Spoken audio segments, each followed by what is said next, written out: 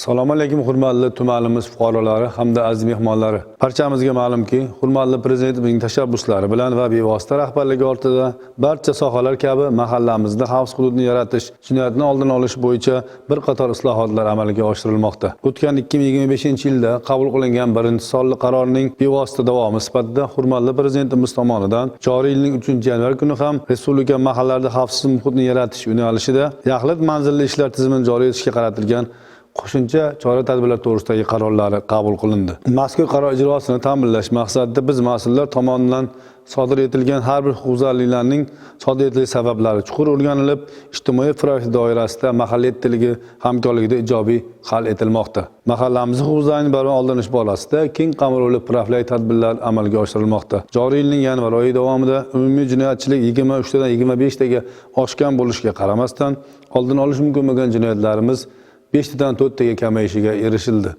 Xususan 8 ta o'g'irlik, 2 ta firibgarlik, 2 ta yo'l hodisasi sodir etilgan bo'lib, tan jarohati bilan bog'liq jinoyatlar sodir etilishiga yo'l qo'yilmadi.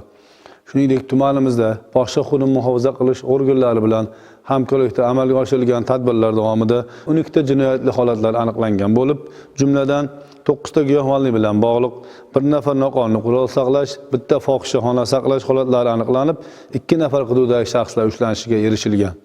Jinoyat sodir etishga moyil, muqaddam ushlangan, probasiya hisobida turgan shaxslar tomonidan qayta jinoyat sodir etilishi yoki jinoyat yo'liga kirib qolishini oldini olish maqsadida sayyor sudlar, mehnat yarmarkalari, sayyor qabul hamda davra suhbatlari muntazam ravishda o'tkazib kelinmoqda.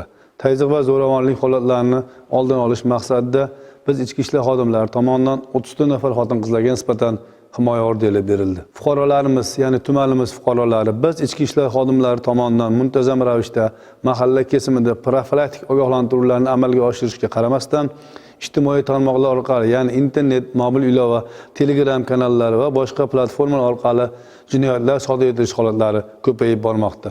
Jumladan 1-yanvar oyi davomida 9 ta kiber usulda jinoyatlar sodir etilishiga yo'l qo'yilgan.